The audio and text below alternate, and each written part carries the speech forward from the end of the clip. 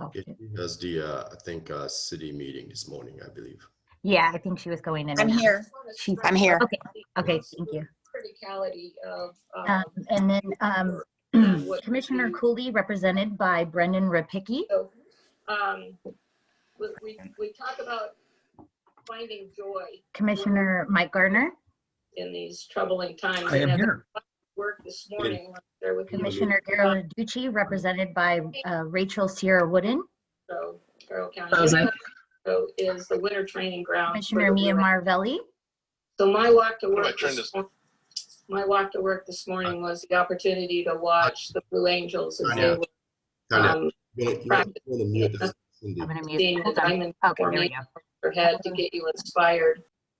Okay, sorry about that. I muted her. Commissioner Jorge Meneses. Here. Commissioner David Rabbit. I saw him on there, but Commissioner Tim Strack.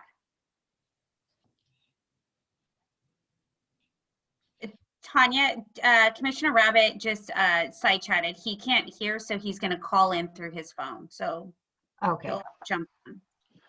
Strack's here. I'm not sure if you heard that. Oh, good, thank you. And Commissioner Fouad Swayze. Here. Commissioner Andy Tran. Here. Commissioner Claire, represented by Diane Gould. Here. I'm here as well. We're both here. Commissioner Ivan Wong. Here. Okay. And that's everybody. Roll called. So we're good? Mhm. Very good. Thanks so much. Well, welcome. And the first agenda is the approval of Seismic Safety Commission November 12th meeting minutes. Discussions, any discussion or comments on the minutes, which attached to the agenda email the Friday that Tanya sent that to you. Mr. Chairman, it's Mike Gardner. I will move approval of the minutes. Okay, Mike, minutes. Any second? Strack, second. Thanks, Tim. Any other discussion? Okay, if it's not, Tanya, could you take a vote? Yes. Chairman Miyamoto. Aye. System. Welcome to your first policy committee meeting of the year. That's Vice Chair Cindy Silva, and I'm assuming that. Yes, here. As Cheryl. We have Commissioner Ken Cooley. I thought I saw him. Commissioner Ken Cooley, represented by Brendan Rapicki.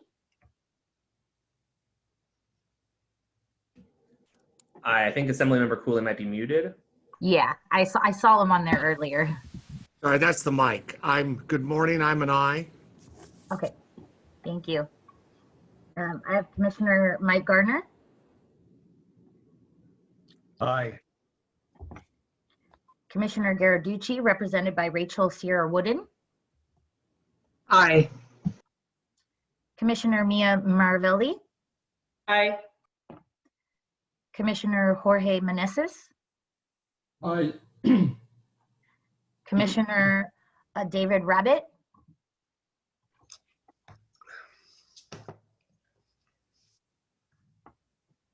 Commissioner Tim Strack.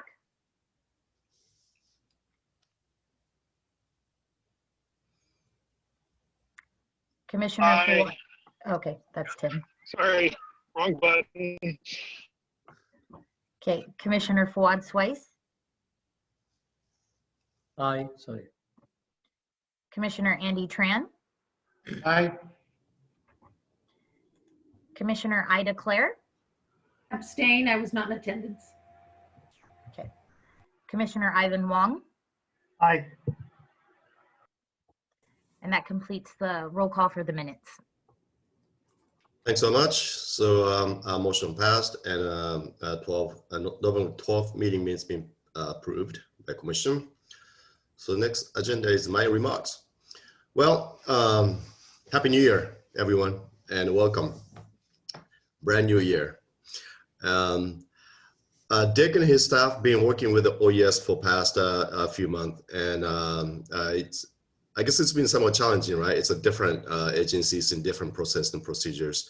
But I think that all staff and myself and all of us is, I think, very excited about being a part of OES.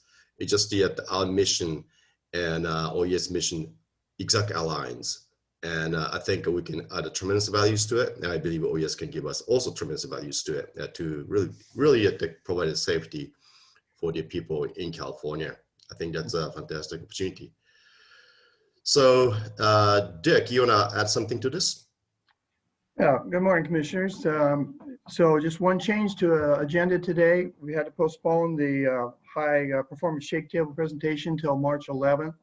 They couldn't agree on a time that was workable for them, so they'll come back in, and I'll mention them again in a second. Just a few comments before our presenters come on this morning is that all the presenters, the three that were on here, the commission has had long relationships with them over the last 20 years or more, and joint projects together. And Chief Collins and the state geologist we'll discuss maybe some of the partnerships that we've had in the past. And now I can tell you that the current partnership that we're working on includes not only Cal OES, but NASA JPL, U.S. Geological Survey, UC San Diego, and the California Geological Survey. And so this partnership has been working, which you'll hear this morning, at least parts of it on taking a look at the project we have, if you already approved at Jet Propulsion Lab, and see if that's acceptable to everybody. It doesn't need to be tuned up.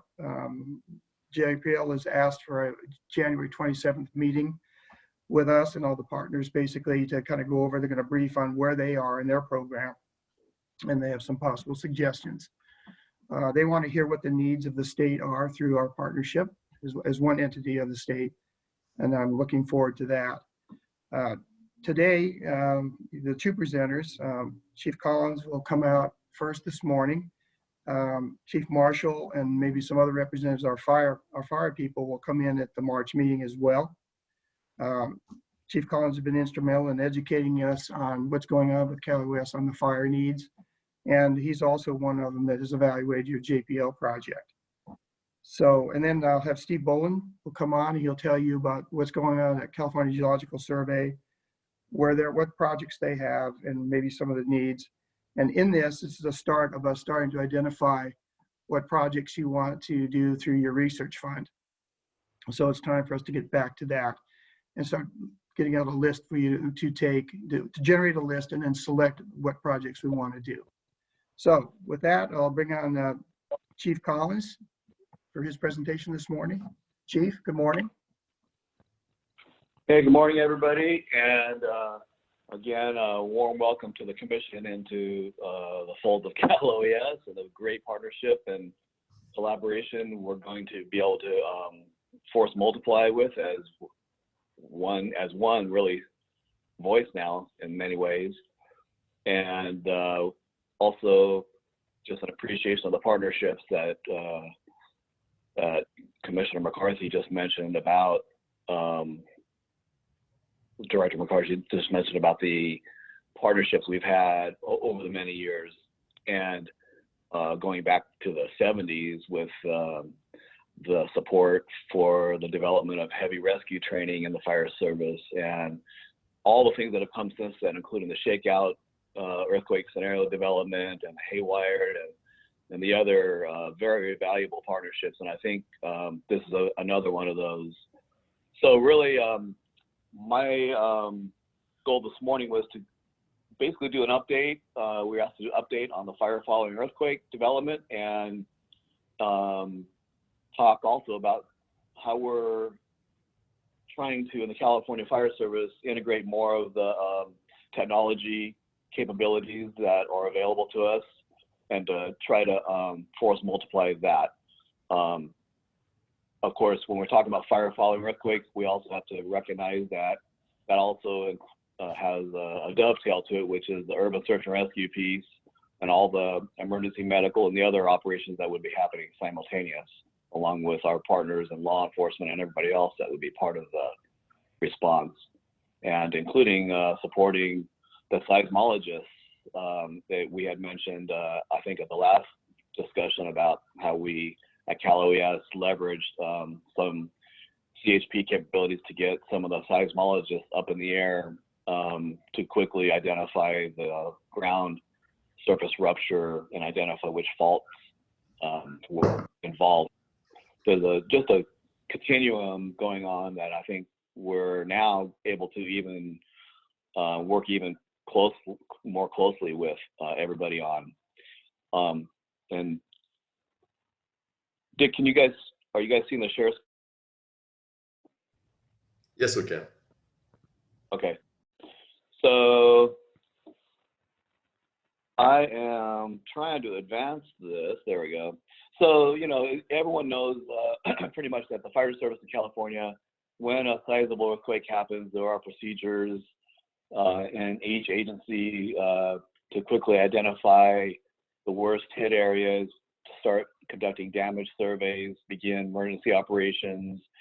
And, you know, we have been emphasizing the fire following earthquake scenario more and more for our firefighters and all the other decision makers, because it's become pretty clear that we still have a lot of work to do in using the shakeout exercise scenario as one example, where we talk about the 7.8 quake on the San Andreas causing 1,500 simultaneous ignitions.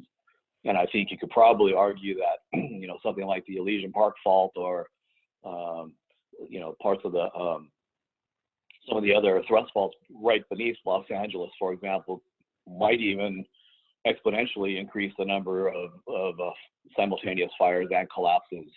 So we know that the shakeout scenario was never going to be the worst case scenario, and we know that we could see something magnitudes worse, especially if the wind was blowing at the same time. So this potential for you know, having all these fires start at the same time, having water supply damage and other hindrances to firefighting operations, having the development of conflagrations post-earthquake.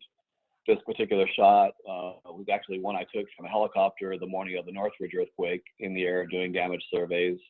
And in the northeast San Fernando Valley, we were in fact getting the beginnings of some conflagration potential. And fortunately, that earthquake was moderate. It didn't catastrophically handicap the whole region, and we were able to apply enough fire resources to it to quell the conflagration. But we do know that these kinds of scenarios could quickly begin to overwhelm the fire service if we get the larger quake that impacts more area, and especially if there's a Santa Ana wind or some wind condition behind it like we've seen.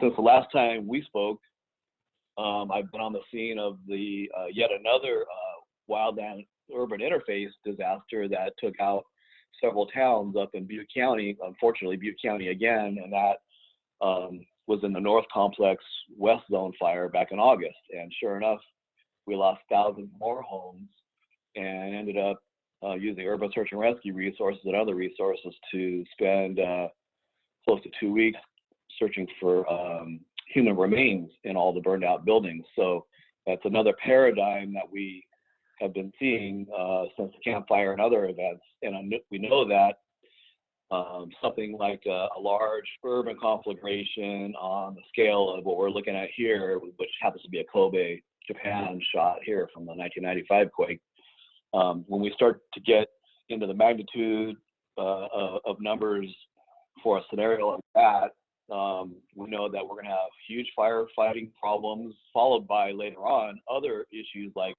the human remains search operations and so forth that would be ancillary to this.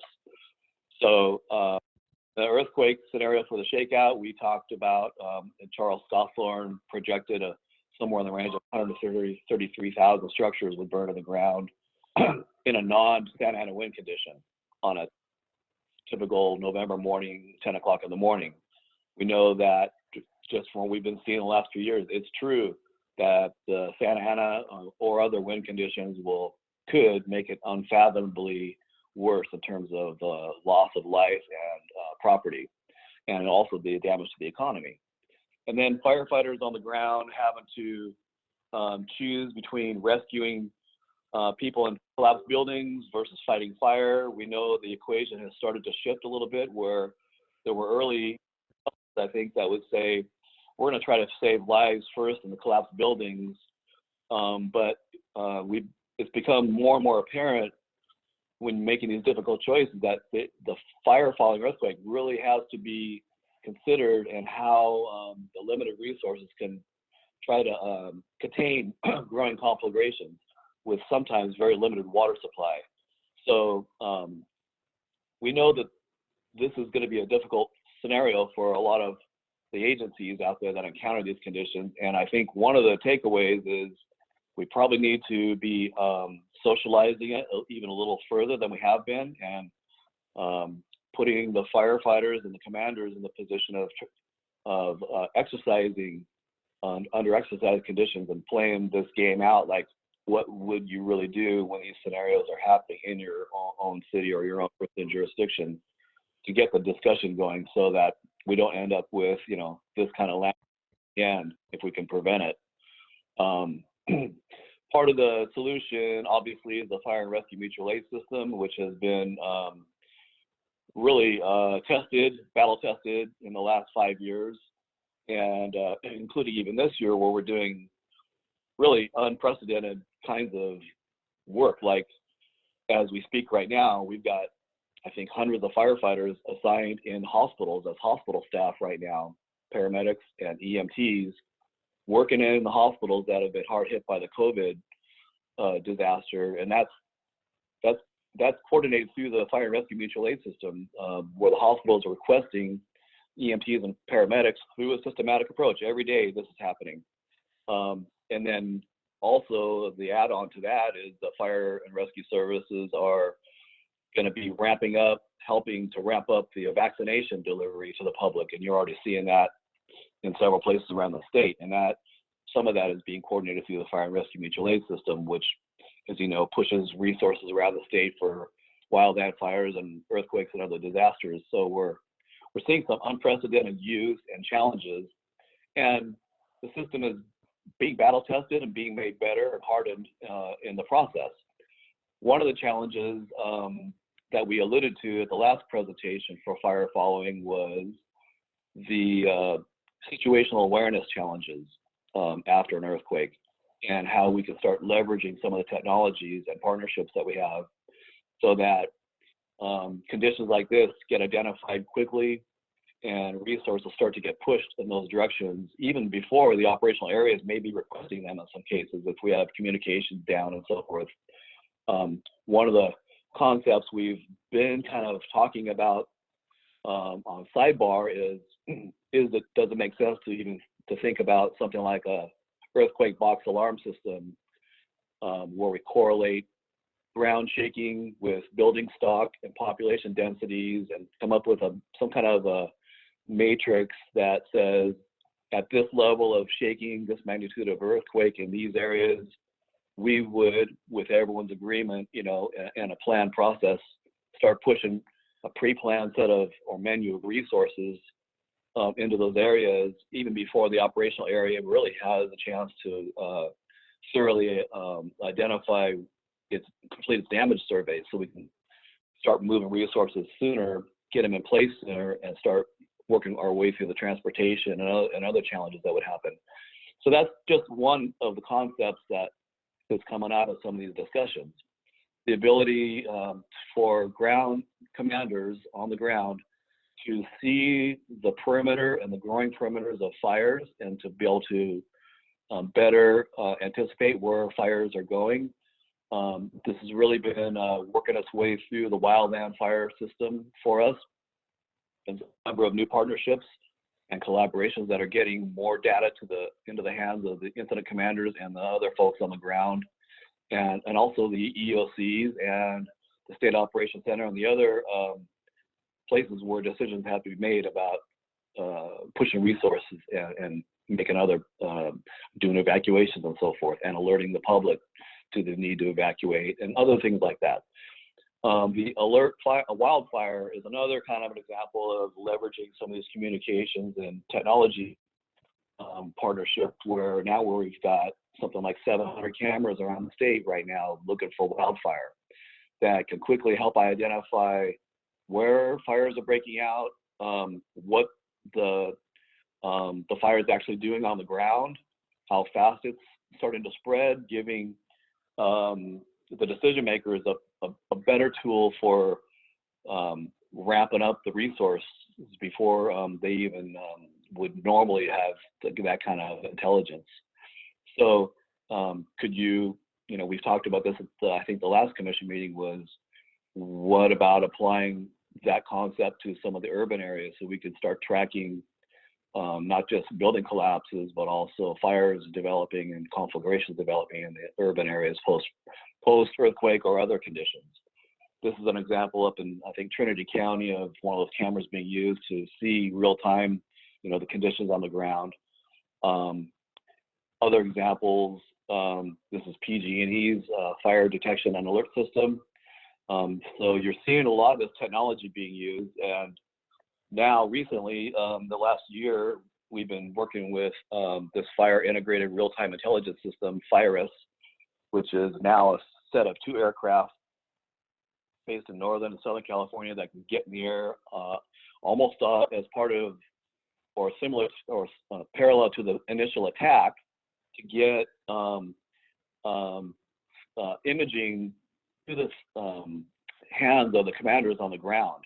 This is a pilot project that started with Orange County Fire Authority and then Los Angeles City and County and some of the other agencies that have been working this out. Cal OES recently helped expand it to Northern California.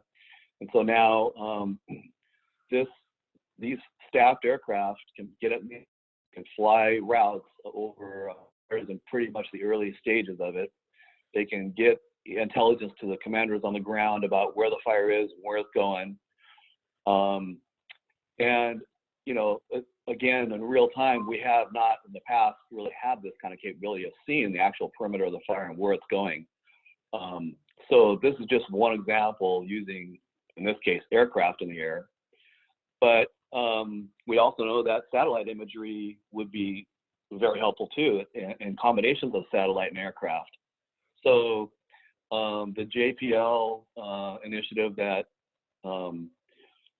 Director McCarthy had alluded to is one of those partnerships that we're looking at. Richard McCarthy had a great idea about why not leverage a partnership that's already happening with Cal OES and NASA on climate change to look at real-time emergency operations and how we can data collect faster to identify ground fault, surface fault faster, to identify which faults are involved in a quake, for example, to start looking at change detection technology that could tell us which buildings have changed shape or elevation post-earthquake. That'll even get us faster ability to determine where we need to start moving certain types of resources for search and rescue, for example. And one of the challenges has been that we know we can do this by aircraft. In the existing system, there are ways to do this, but sometimes it takes quite a while to get the data into the hands of the commanders because the plane has to land, the hard drive needs to be taken out and put in connected to supercomputers, and then they have to run their calculations. But one of the questions that we're having in our discussions with NASA is could that be done faster using technology that they have? And so that's just part of the discussion we're having with Director McCarthy and with our NASA colleagues moving forward about what is possible and how fast is it really possible These shots were taken in Haiti, where we lost 280,000 structures that collapsed during that quake. I don't think we're talking about those numbers in a California earthquake necessarily, but the ability to detect the change of shape and elevation of structures would allow us to get those urban search and rescue and other resources into those hard hit areas faster. And I think you could say that those kinds of impacts to structures would correlate to fire potential, especially in a fire prone area like California. So these kinds of technologies and tools to get in the hands of the responders are one of the, I think, advantages of these discussions. Another JPL capability is methane leak detection. Some of that technology was used in the Aliso Canyon natural gas and methane disastrous leak that happened a couple years ago that impacted parts of the North San Fernando Valley and Santa Clarita Valley. And the ability to detect the methane plume from satellite would help with evacuation, with needs in the emergency community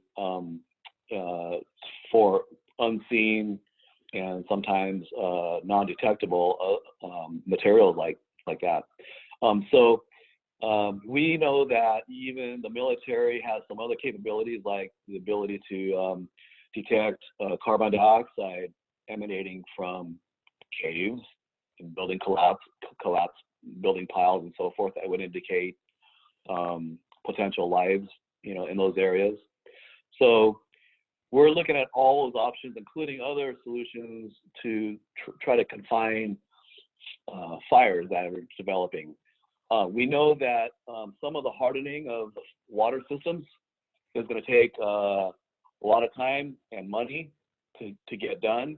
And we know that has to be a concurrent part of the solution moving forward. In the meantime, I'll just show a couple examples. That was our department, where I came from before I was with Cal OES.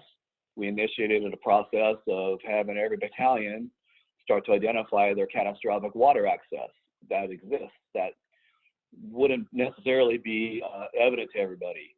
So we had an effort where the engine companies on a pilot project started going out, determining where they have other sources of water that they don't normally use and how you would actually get to that water, and start mapping it out. So every fire engine would have a map of where they can get water, for example, and the battalion chiefs and other commanders would know where we could start moving water from viable sources. And also, we encountered, for example, water tanks like this that had plenty of water, but no way for the fire truck to get to it. So working with the water company in this case is over Huntington Park down near South LA. We worked with the water company to install a fire hydrant that would allow a fire engine to hook up right there and utilize that water source to start relay pumping and some other capabilities. We know that, San Francisco and some of the other progressive cities, like up in British Columbia, have developed high pressure water systems that are parallel to the domestic water supply for firefighting. And that's another great concept that obviously would take many years to develop out in some of the other urban areas of the state, but and developing cisterns under intersections, for example, or parks or other places where underground cisterns could be put in place to get us more water when water mains rupture in an earthquake. So teaching firefighters to look for other sources, like, hey, the water main ruptured, but there's still water coming out of that water main. Let's figure out how to capture it, maybe dike it, and still use it to fight fire, not just let it run down the street. So some of these out-of-the-box considerations and solutions are where we need to be. We've talked a lot about moving water, including relay pumping operations. And so we have the firefighters and a lot of the departments that are field testing these concepts more and more. For LA County Fire, for example, they do this during the shakeout exercise annually. They'll go out and pump water, they'll use eductors, they'll do other skill sets practicing for that scenario. And we're seeing, and it's allowing the firefighters to see really how manpower and equipment intensive it is to move water. And so, you know, there comes a point where the commanders have to decide, is it more efficient to line up 20 fire trucks and commit them to be in place, you know, relay pumping water like this, or should they be mobile and going house to house and block to block fighting fire and using other portable water systems to get the water there. This is Berkeley's portable water system. It's a huge pump with a large diameter hose that can be laid out to create above ground water mains in real time. We're looking at leveraging that kind of capability in the state. One of the things Fire Chief Marshall from Cal OES Fire and Rescue is doing is looking more and more at how we can start thinking about expanding these capabilities statewide. You know, on that piece, I think you can safely say one of the things we're looking at is how Cal OES, for example, would be able to assist with developing a fleet of hose tenders and super pumpers like this. So that's an active discussion. We know San Francisco Fire Department recently has spec'd out some of those types of equipment, and they're putting them in place to augment their water supply capabilities. And we have been working with firefighter personnel to recognize other alternative water sources like pumping from the fireboats and things that were done in the Loma Prieta quake, another great example of some of the leverage capabilities. We know that firefighters may be forced to establish temporary refuge areas or other safe zones for emergency safe zones for citizens caught in the path of growing conflagrations. And this may have seemed kind of academic at the time I did this first slide. I mean, back in the first days of the shakeout scenario development, we started taking photos like this and having firefighters think about what you would do when this happens. Well, we've seen it happen in the campfire multiple times, and a lot of lives were saved by firefighters doing just this, getting people into open areas or even in buildings that they could surround with fire trucks and protect them as the fire front went through, just to save the lives of people that could not evacuate and just had, you know, weren't able to get out of the area. We did the same thing. Firefighters from Northern California, Butte County did this same exact thing in the Berry Creek area this last summer in August. These happen to be photos from the campfire, but they did the same operations in the Berry Creek area of Butte County just this last year. And so we're seeing in the wildland interface scenarios, wind-driven fires that are causing people not to evacuate in time, and where we've got to do these kind of extreme measures to protect life as a fire front goes through that we can't stop. Aerial attack remains one of those decision point questions that commanders will have to make on the ground. How effective is aerial attack in the urban settings? Some of that stuff we know can work and will work. Others have yet to be really tested on in large scale, like fixed wing aircraft over urban areas doing firefighting with fixed wing. How effective is that? We know there's safety considerations and airspace issues, and questions about does it make sense to do something like this in the urban setting where you're trying to paint a line ahead of the fire, knowing that the retardant is going to be hitting rooftops and may not be getting to the places where the fire is actually communicating building to building laterally. Does it make sense to drop right on the fire with fixed wing, or is it simply too dangerous? And these are some things that we know are going to come our way to be determined in an event, and I think there's some research still to be done there. Using natural fire breaks in the urban areas and potentially expanding those fire breaks is another kind of open question. We know that wind-driven fires will jump freeways real fast. If it's not wind-driven, we know we may be able to make a stand using freeways and other wide areas to contain conflagrations. But there comes a point where you may have to think about expanding those fire breaks, and how would that happen? We know in San Francisco that had some mixed results because of the way the fire breaks were made, and including using black powder to take down buildings ahead of the fire, which caused more fires. So using the right methodology and doing it the right way with good coordination is going to be huge, along with the evacuation piece. And to conclude, I would say that we're looking for all kinds of different new and leveraging of intelligence. At Cal OES Fire and Rescue, just in the last 2 months, we've established what was initially being called a Mobilization and Intelligence Unit. It's been renamed the California Fire and Rescue Coordination Center at Cal OES headquarters. It's an effort to, in addition to what we're doing with the State Operations Center, it's an effort to ramp up the capabilities in the fire and rescue EOC at the state level to get better intelligence coming in for everything from forecasting to pre-positioning resources to mobilizing resources in the right places when an event happens. So this was here we're alluding to some of those pre-packaged menus that we just talked about, like an earthquake box alarm system. Another project that would take considerable resources to get done and would be a huge partnership, but I think it's worthy of discussion for the future. And then, of course, the infrastructure improvements. We all know that some of this will take a long time and will require a significant effort, maybe legislative and other support, to make sure it's a sustained, and as well as what the Seismic Safety Commission has been very good at, which is helping to influence building codes in the state. So with that, I'll take any questions on this topic. Thanks so much, Chief Collins. It was a very informative discussion. Any comments or questions?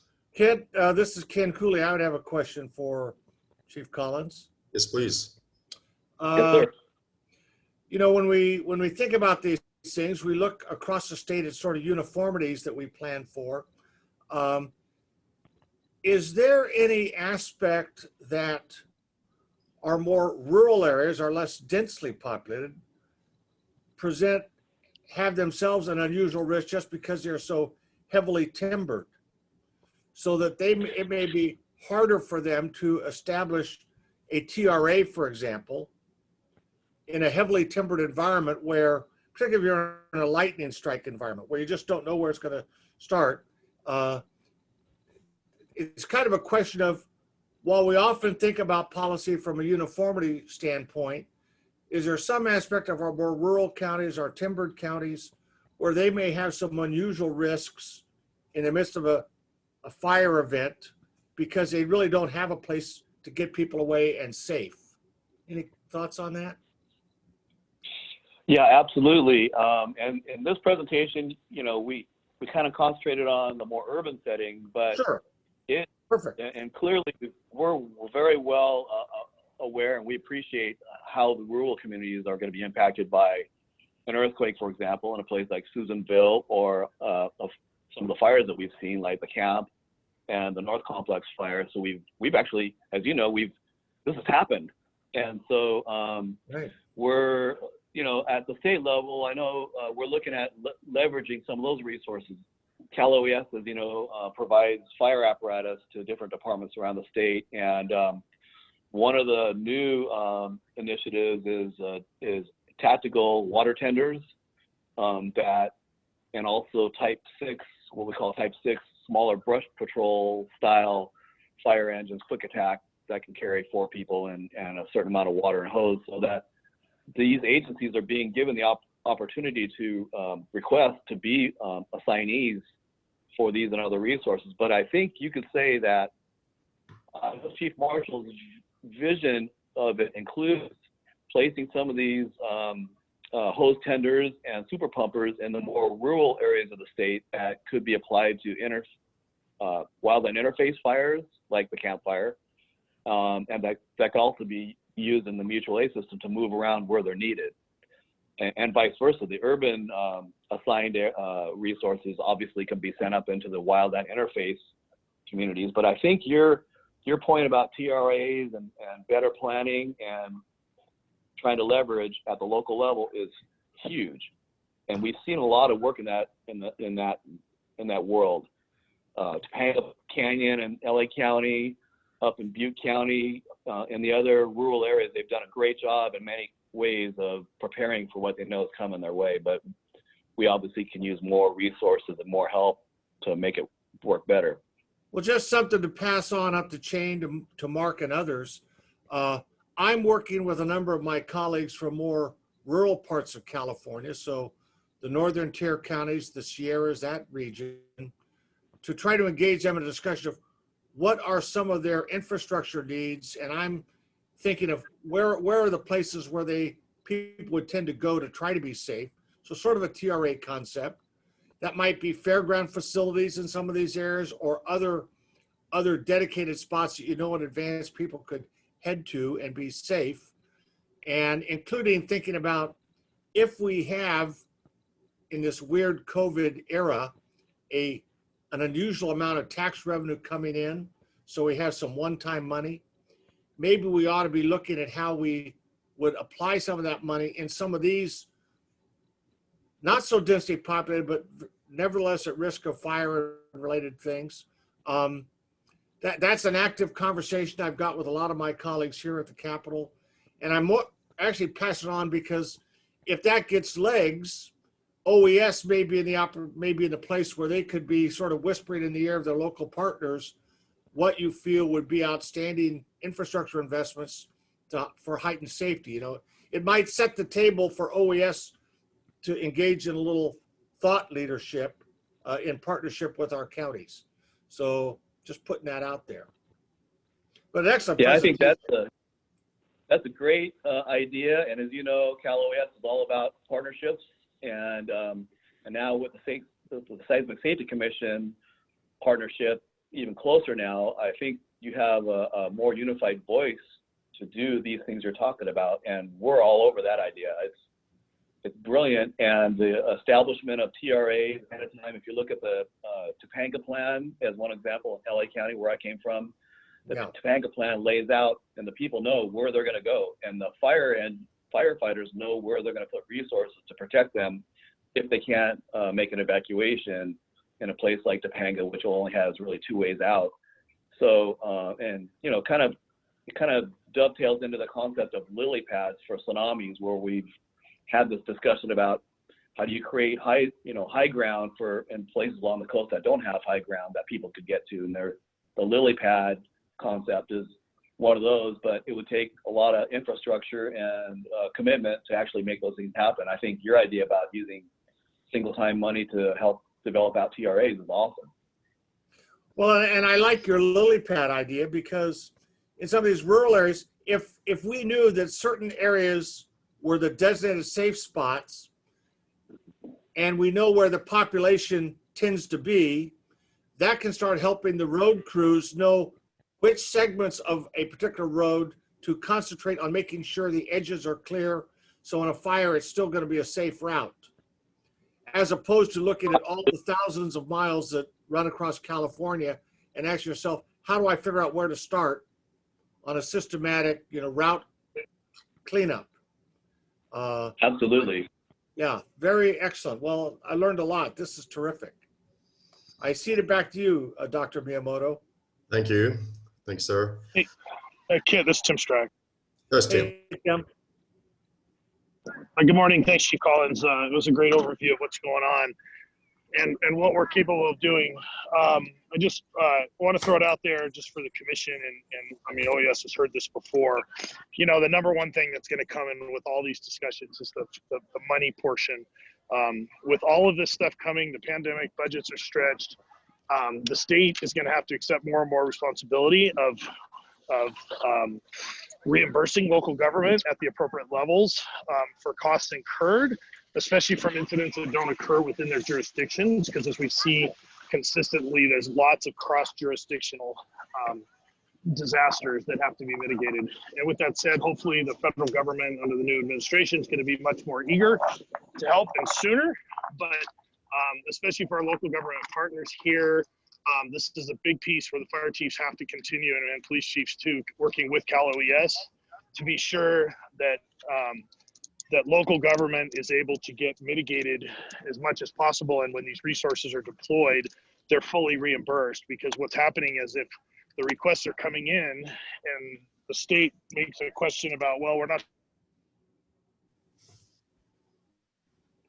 Oops. Tim lost you. You got a bad connection. For it, then they are going on some of these agencies. So I just wanted to put that out there. Everybody be sure you think about that. And thanks very much. Thank you, Tim. Any other comments or questions? I have some comments and a question. Yes, This Commissioner. is Commissioner Suez. Well, thank you, Chief, for the presentation. Very well put. Of course, as we know, the best way to deal with fires is to prevent them. And the second best way is to respond quickly. So, you know, early response and prevention measures are very, very critical in the efforts of dealing with fires. As we know, most fires are caused by gas pipe ruptures. And, you know, I served in the city of San Francisco for over 10 years as city engineer, and I've served on a council called Lifelines Council or Commission, where the city always looks at, you know, the lifelines, gas pipes, water pipes, you know, telecommunications, roads. These are the basic infrastructure that will help, you know, first responders in dealing with any situation, you know, whether it's a fire, earthquake, or any emergency. So the question I have is, has Cal OES looked into any working with PG&E or other gas utility companies across the state on installing auto shut-off valves for, you know, gas meters in homes and in buildings? So in case of an earthquake, you know, gas is immediately shut off from that building and, you know, preventing fires from starting. So that's one thing. And the second, when it comes to, you know, investing in infrastructure to make sure that, you know, parts of the water network system is seismically strengthened to prevent ruptures and make sure that water is always available for firefighters.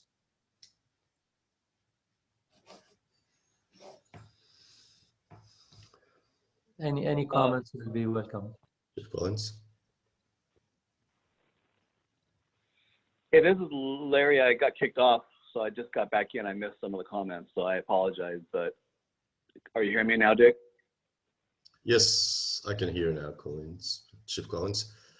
Commissioner Swazi, would you like just repeat? I'll be glad to summarize quickly what I said.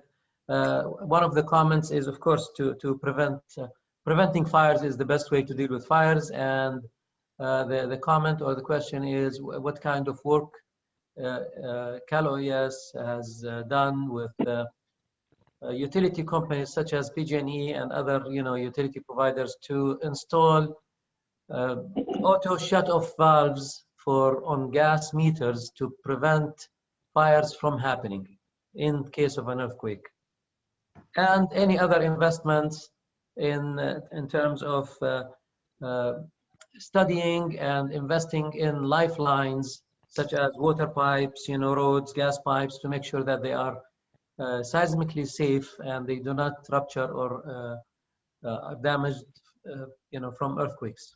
Thank you.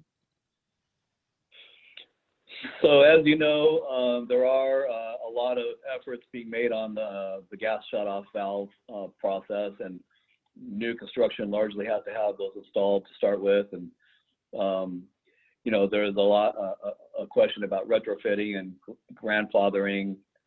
but I think you're seeing a lot of the progressive agencies like Edison and Southern California Gas that are, and the others, PG&E and so forth, that are making inroads there on replacing the older gas valves, and also looking at, the public safety power shutoff concept that we're now, 2 years into in the wildfire realm, where I think you could allude to some of the discussions we've had about shutting entire grids off as part of use of the earthquake early warning to try to get ahead of a large earthquake coming in and getting the gas and electricity shut off, maybe even automatically before the damaging shaking starts. And that's been an active discussion since, at least that I know of, the shakeout earthquake scenario, where in the Southern California Catastrophic Earthquake Plan, where that's been discussed, and the impacts of shutting off entire grids preemptively was really academic discussion back in those days, but now we've been doing it for the last 2 years with the wildland fire situation. So you're seeing proof of concept, and so I guess one question would be how you tie that in with earthquake early warning, which we now have in place, and we're finding different ways to use earthquake early warning that maybe Rachel can weigh in on. Commissioner, this is Lisa Mongan. I'm the Chief Deputy here at Cal OES. We're having technical difficulties on our side, and unfortunately, we've lost Rachel, and we're trying to find a way to bring Rachel back in, but Rachel would be the perfect person to talk to you about the early earthquake warning program and how that syncs up with the efforts that Chief Collins is talking about. So we've been in contact with Executive Director McCarthy, and we'll keep coordinating to try to get Rachel back on. Thank you. Any other questions or comments to the Chief Collins? Well, Chief Collins, I must say that I do live in the Topanga Canyon. You mentioned a few times, so we're definitely exposed to fire, flood, earthquake, in a daily basis. And I just experienced we just experienced a small, this structural fire in Topanga Canyon. And I must say that the response time was unbelievable. It's probably within the 5 minutes, there's a fire engine, few of them, and also the air support and all that stuff. The speed of a response, I think that's really matters. And I just saw that, firsthand from my home, Yeah, I'm familiar with that fire you're talking about, and as you saw, they had to do a very long hose lay to get water to that house that was burning. Yeah. But of course, in the old Topanga fire, when you had a fire front coming through the whole canyon, we had potential for a lot of people who were in the way that couldn't get out of the way. And fortunately, that particular fire came across the canyon and didn't go straight up, straight down the canyon. But as you know, being that community, it's vulnerable, and there is a lot of pre-planning going on, and there's a lot of other communities like that around the state where some of this work is really being applied, but some more can probably happen with better coordination. Yeah, I think Topanga Canyon, people, we talk about this fire or earthquake all the time, right? Like a daily discussion. I think that's where it need to be. I think people, community, we have to take each of us has to take a responsibility of it. I think that's a really key part of it. But I might say that, yeah, I was in the uphill. That's one of my canyon. I'm in a canyon. So I was looking if the fire wasn't coming this way. But I know the wind was going some a little bit different direction. So I feel kind of okay. But it was definitely a fast response, I must say. It was just unbelievable. I never seen anything like that. So it's definitely, it's fantastic. I do have a question. You mentioned about JPL and so-called using the remote sensing satellite image for the firefighting and also the understanding the structural damage and so on. So as you know, the commission been working with the JPL for a while, and that technology is really evolving. I know this is a meeting, Dick, we're going to have it on January 27th, correct? Yes. Yeah. I mean, so how the Calways fire point of view. So is this pretty much initial discussion with the JPL NASA about this implementation of a remote sensing technology to understand the fire spread and all that? I'll let Director McCarthy answer that one because he's been spearheading some of that work with us, but it's actively being discussed. Yeah, it's definitely fantastic technology. I firsthand, personally, I used the map on Puerto Rico response on early this last year, and it's definitely their technology can pinpoint into where the actual damage is happening. Where the ground deformation is sizable. So it's I know it's been progressed since that too. So it's definitely something could change the how the California respond to the major disaster and earthquake and fire. It would impact tremendously. I can see that. Yeah, if I may quickly, Mr. Chairman, so to build on Chief Collins' response, is that technology was deployed, if you remember what they mentioned to us in the earthquakes in those Italian towns in central Italy, Nepal, Mexico, and then the most recent one, which hopefully we'll be able to get JPL after Chief Collins, Chief Marshall here chaired this January 27th meeting. The most recent one we saw was they deployed surveys of that. Remember that big explosion in Beirut? Yes. Okay, so they did damage assessment for that facility for the government in Lebanon. So I'd like to be able to at least hear how close to real time are we getting, and at what level of detail from our side, I guess, to our fire people, and police, what level of detail is acceptable to make a decision on. And that's some of the questions that we brought up in the meeting in the end of January. And then for Chief Collins, one question, when you were mentioning on the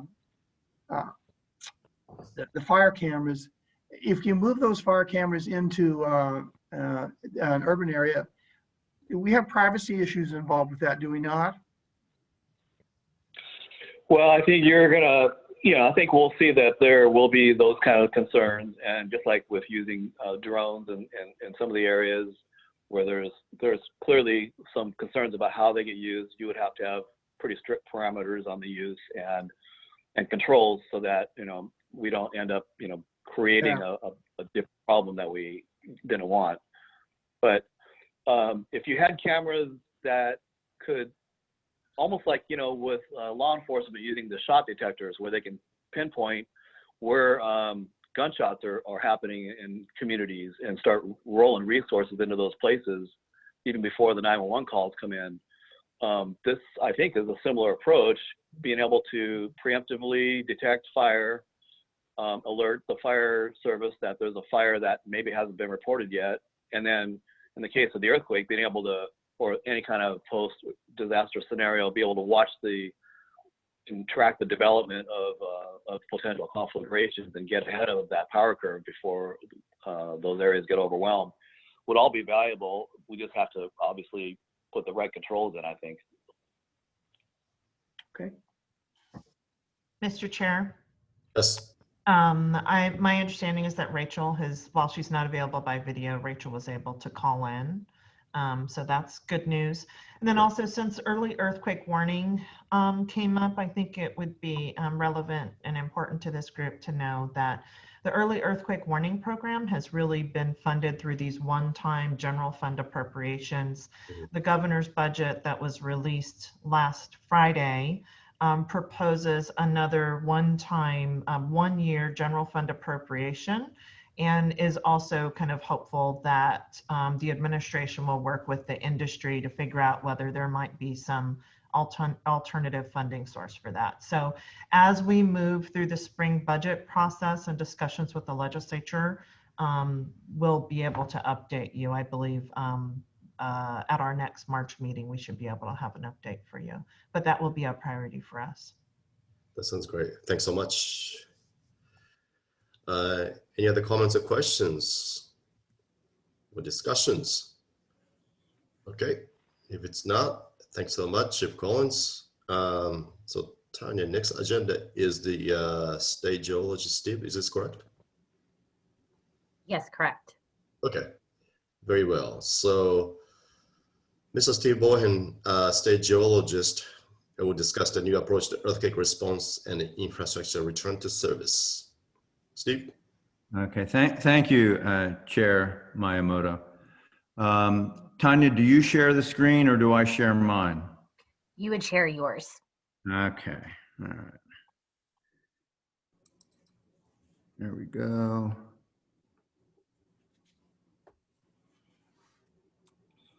There we go.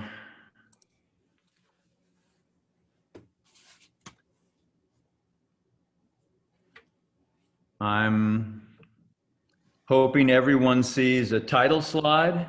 Yep. Great. So thank you very much, Chair Miyamoto and Dick. I appreciate the invitation to speak with you. Today, I want to talk with you about research that's coming that will become important to limiting the damage and reducing life loss and economic losses in earthquakes.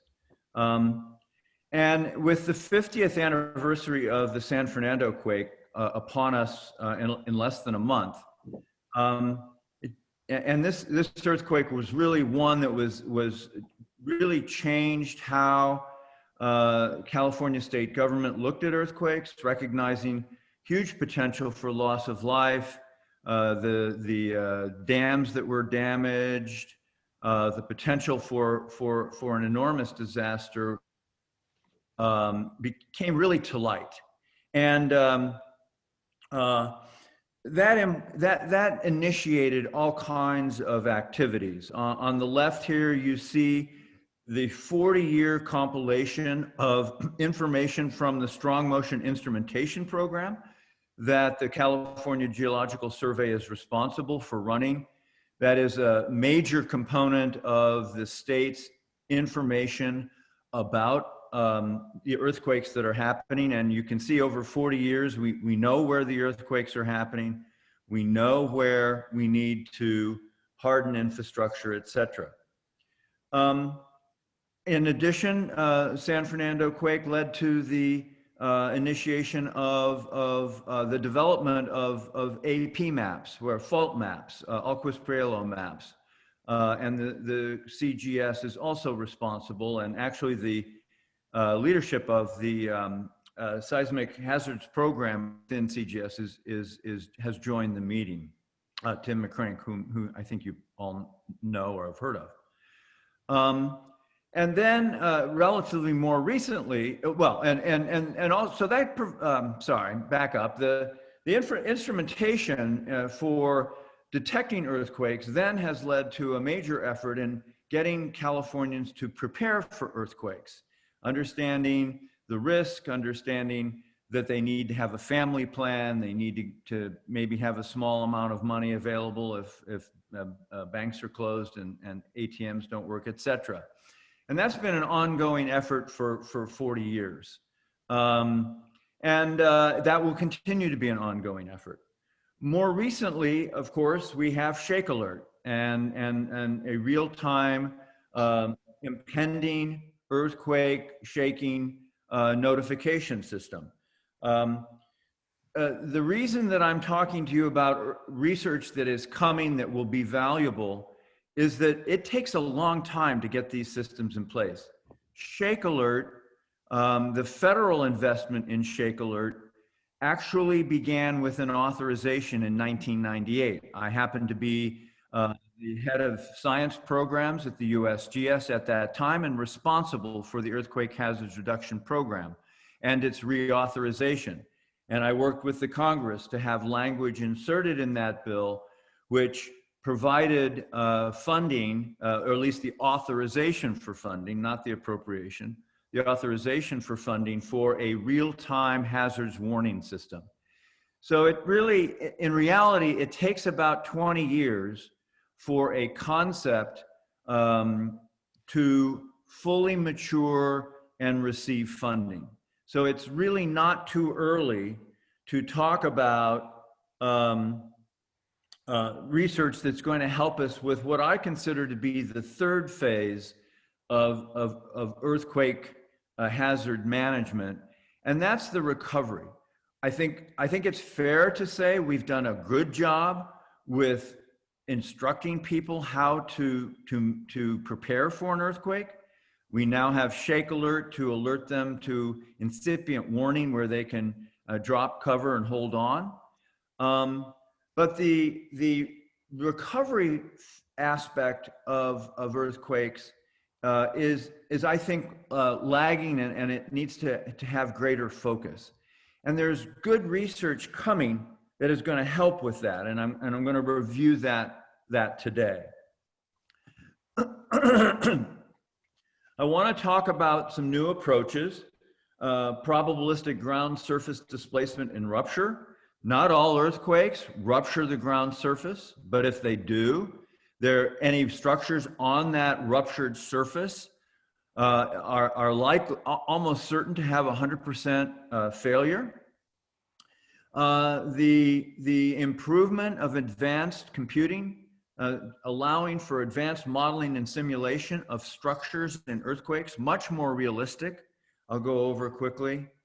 Rapid remote post-event infrastructure evaluation. There are new tools, including the next topic, advanced inexpensive sensors and sensor networks, that have the promise to allow for remote, accurate, and nearly instantaneous information on how structures properly instrumented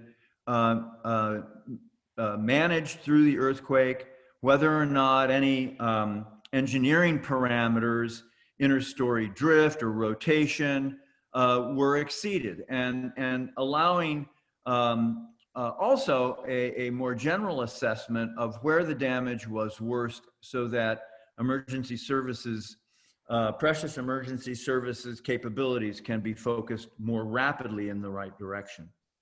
And then I'll speak about the possible promise of fiber optic cables to play into this mixture of technologies. So this is a very complicated slide. I left multivariate calculus about 25 years ago when I started managing major science programs. But this is work being advanced. Ri Chen of the California Geological Survey is a leading light in this area. And it's looking at the probabilistic, the probability of a fault rupture occurring at the surface. And there's a number of different pieces here that you can see: the seismic source, the probability of surface rupture, the probability that there may be zero displacement in that surface rupture, and so on and so forth. This is complicated work. It is work that is advancing. As I said, Ri Chen of the California Geological Survey is one of the leading lights. And it is the kind of work that is going to allow us to improve and refine our AP maps in such a way that we have greater understanding of the potential for surface ground rupture, and hence much greater chance of engineering failure of structures than if the earthquake does not cause a surface rupture. And so this kind of research will improve our refinement of where buildings in the state are allowed to be built as opposed to areas where they should not. Moving on, high performance computing, earthquake simulation and modeling has made enormous strides. The strides have been made possible by very significant investments by the Department of Energy in top-end computing. California is home to several of the largest computers in the country. The Lawrence Livermore National Lab has the second most powerful machine in the world. Will soon have the most powerful, and other places as well, Lawrence Berkeley Lab, and of course the Supercomputing Center in San Diego. The point here is that these simulations are starting to get good enough where we can look at simulations of structures at frequencies up to 10 hertz and with more realistic grid size, that is smaller grids giving much higher resolution to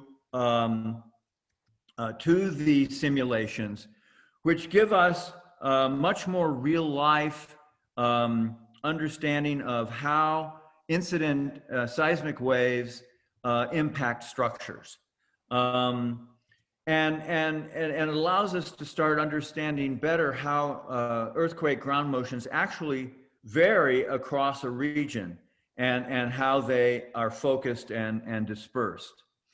So, and these are really complex problems, but the seismic codes, the computer codes, are starting to be optimized for these higher end computers. Not everyone has one in their back pocket, of course, but with the advance of high performance computing, it will be commonplace to have near exascale. Exascale is 10 to the 18th floating point calculations per second.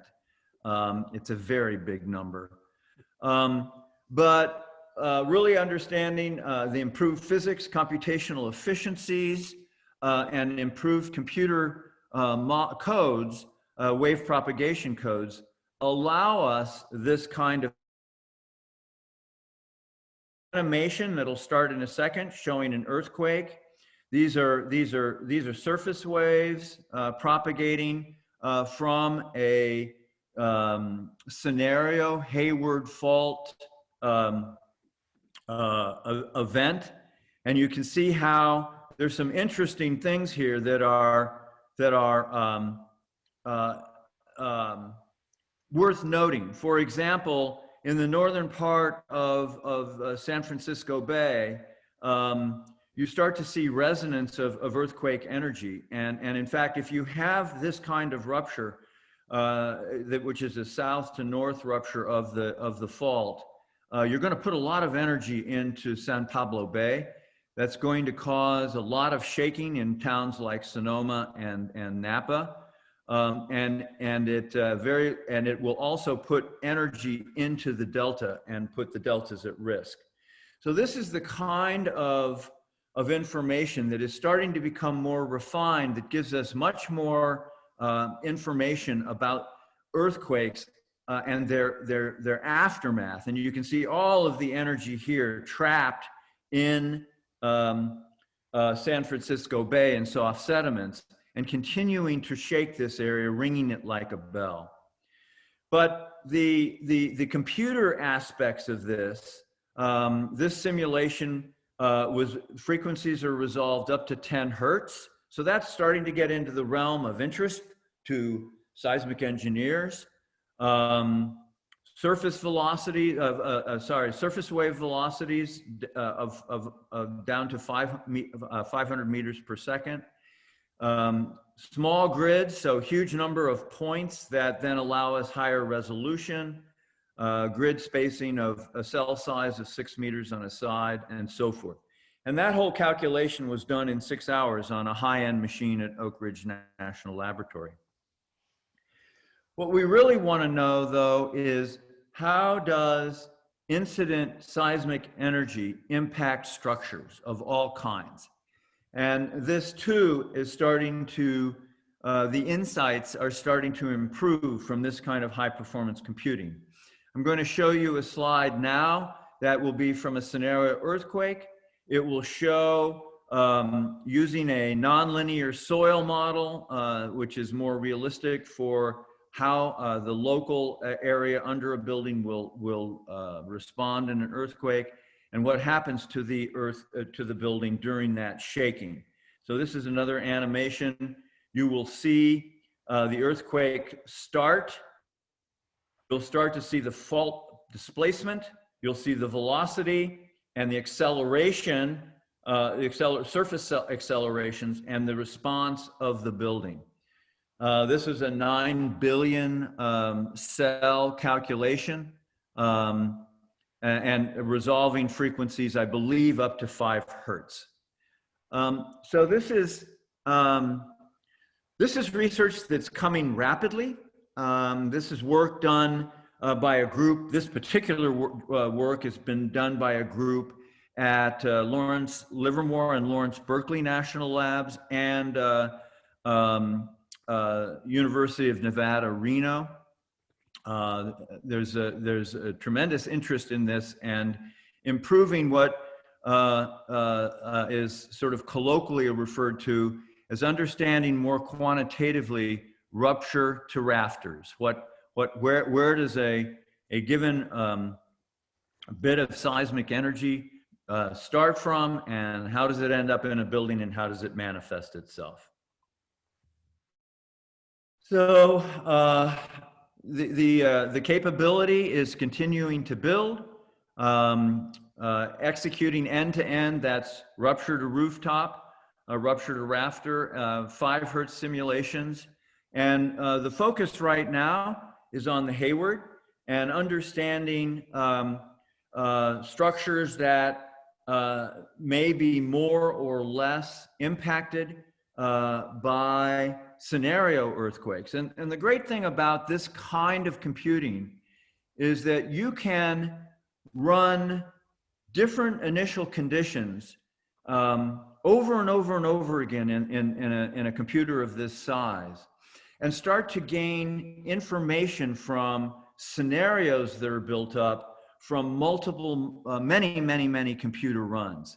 And so you can vary the parameters, you can, but over a range of parameters, you can start to understand the space much better and how your building stock may react to different scenario earthquakes. Moving on, the next topic I'd like to take up is how do we gain more rapid information on the health of buildings following an earthquake. And there's really 2 technologies that, well, there's more than 2 technologies. There's 2 technologies I wanted to call your attention to. One is a system that's being developed by Lawrence Berkeley Lab and University of Nevada, Reno. Dave McCallan is one of the leading lights here. In how you measure interstory drift and rotational rotations of the building. And the concept is that using low power lasers and a very inexpensive electronics and connecting them to a robust communication system that might involve satellites if cell phone coverage is down. That technology has developed so that it's cheap, it's safe, and it's robust. So what am I talking about here?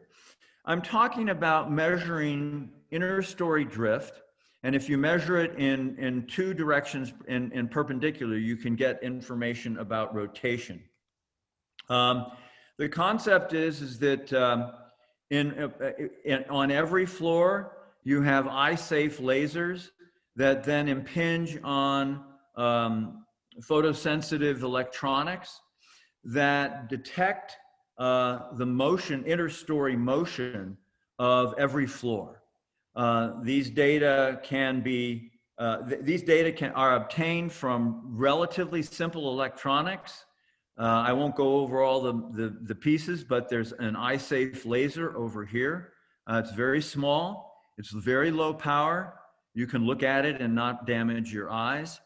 These things clamp into various places. This is clamped to a big iron girder.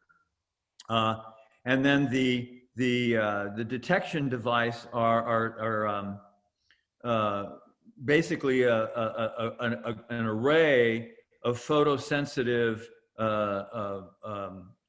electronics that then allow you to understand how far the floor has moved with respect to the next floor above.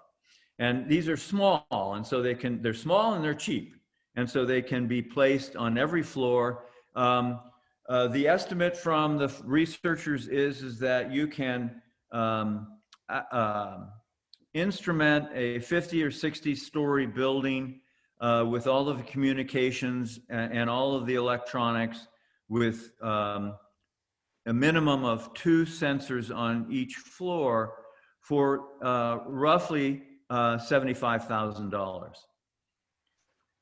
So the system would look something like this. Is part, of course, of the smart building concept.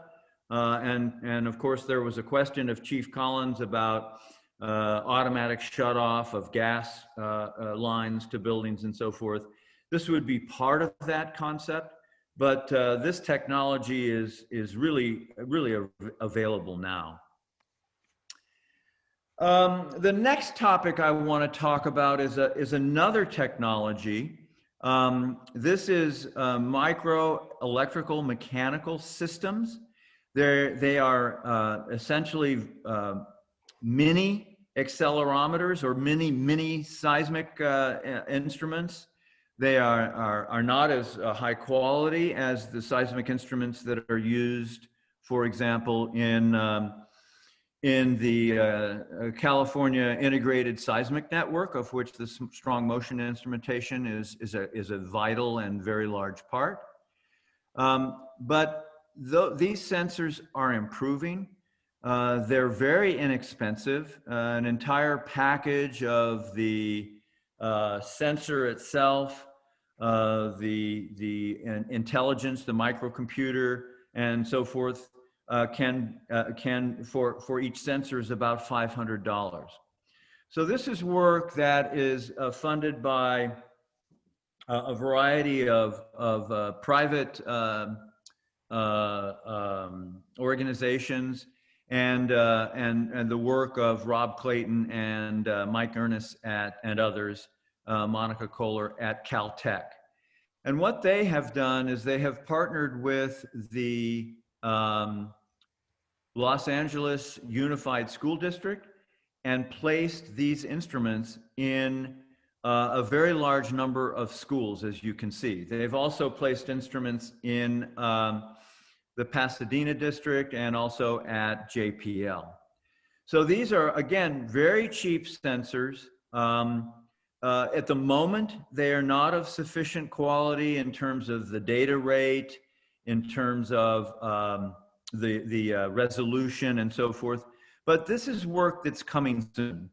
And in terms of my understanding, I'm a geologist, my understanding from engineers is that one of the things that they would like to see is much denser sensors, both within buildings and outside of buildings, in order to improve the seismic engineering. And this may be a path forward for that. More research needs to be done here, but the initial results are very promising. There's a few buildings in Los Angeles that are instrumented. This is a 52-story building in downtown LA that the building owners, I believe, were very forward-thinking and consider and allowed Caltech to put these sensors on every floor. And it would take more time to explain the diagram on the right, but what this allows for is, in any sort of earthquake, understanding the harmonic motions in a building, and again allowing for greater understanding at much higher resolution of any design parameters that are exceeded. And these data also can be interrogated and obtained real time. So this is another technology that's coming, and I think the sensors will improve both in terms of their performance and in terms of their cost, that is, their cost coming down. The final topic I just want to mention is the potential for optical fibers to provide an enormous amount of information about seismic signals.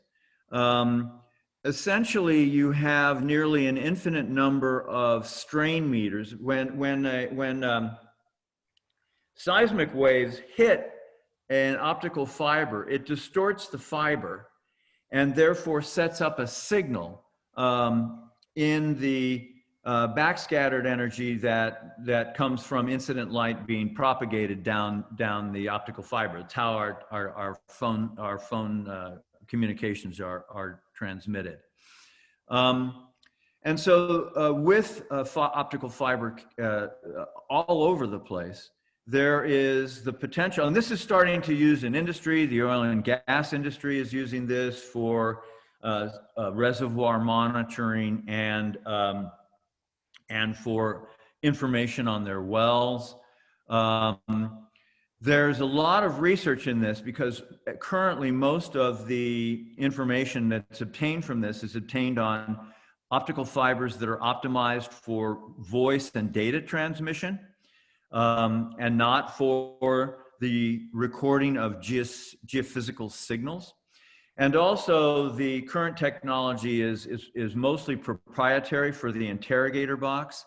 Livermore has taken this problem on, and Lawrence Livermore National Lab, they built their own interrogator box so they understand how signals are being received and processed.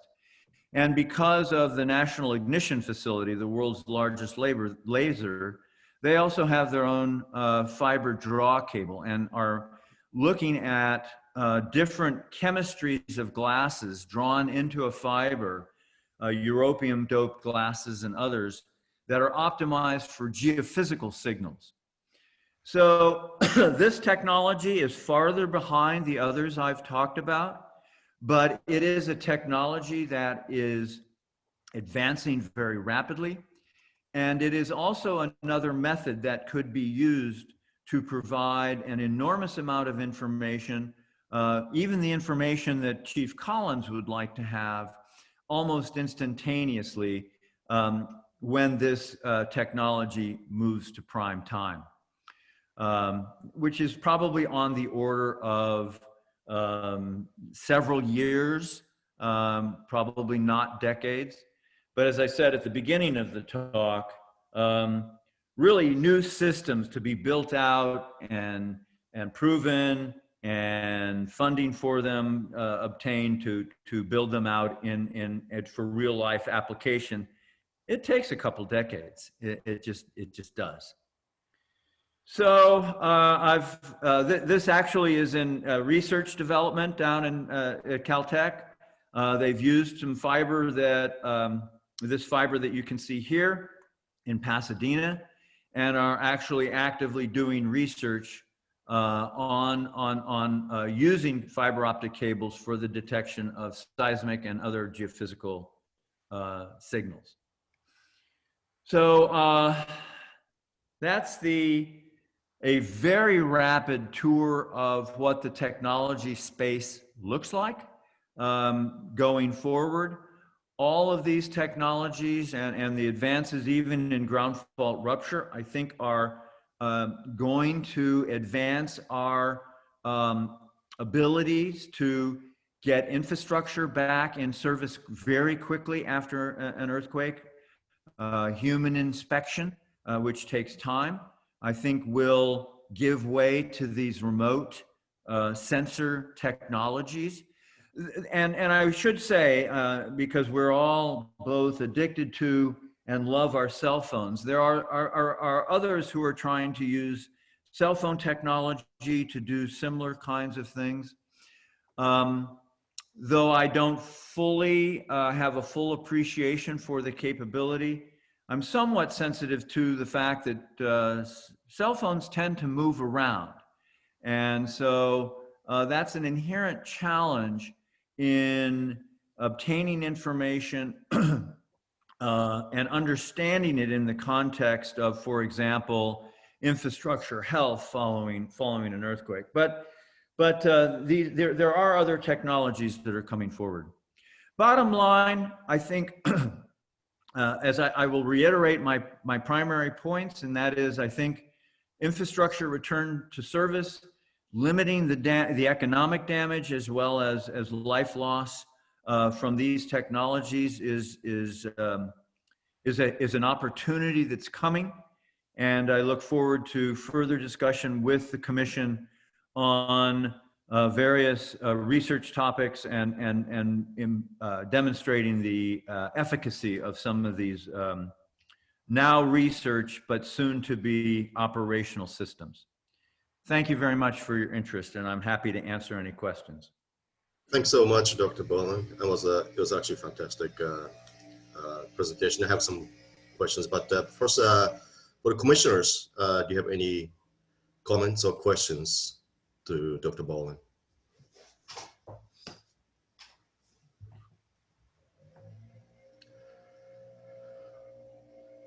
Well, I have a question. So that the first, it's very fascinating about the simulation for first topic you're actually talking about. And I mean, simulation that, has been used for, gotta believe, 30, 40 years now, but it's not the extent of the power of this whole geophysics informations in it, whole microzonation, everything information in a very detailed way, and to be able to run that whole simulation really rapidly, and I think that's incredible actually changes you can make, because simulation being considered to be not accurate per se by the people actually experience on actual disaster, because of that it does not capture yet a lot of frequency content of what's going on. Because I really come to the conclusion there's an earthquake damage really caused by what type of frequency that particular building has, and what type of frequency is that particular ground is moving. Really, that's all come to it. I mean, if you see Kathmandu crystal clear, brand new high-rise buildings damaged, but not be it 2-3 story brick ancient buildings has no damage at all. There's frequency content issues. So having that kind of a technology, you can really understand what could happen. But what interests me most is that if you build such a detailed per se exposure data from a geophysics point of view to the build environment, once the earthquake hits, you have the fairly you have a simultaneously that what is the actual ground shaking, what is the actual what happened from this particular fault. Could you simulate that really quickly to see that what could happen to the city? I think that then it will be fairly accurate forecast you can make. Let me make sure I understood your question. Is that when an event occurs, or yes, taking? Yeah. After the event happens. Yes. So currently, the answer to that question is no, because these calculations on even the biggest computers are several hours in length. But where we're headed, of course, is to be able to do things much more rapidly. Mm-hmm. So the answer is not now, but we will be able to do that. That's, I don't know how many years away, but it's not very many. Mm-hmm.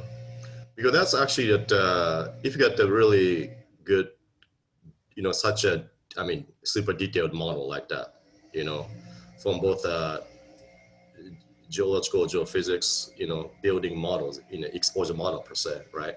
And if you can actually run the thing to, in a sense, simulate what really happened in the earthquake just happened, that would really, that information would be so critical. I think it's going to be really fast in response time, and so right now, how many hours that runtime like that? But you can do right now, right?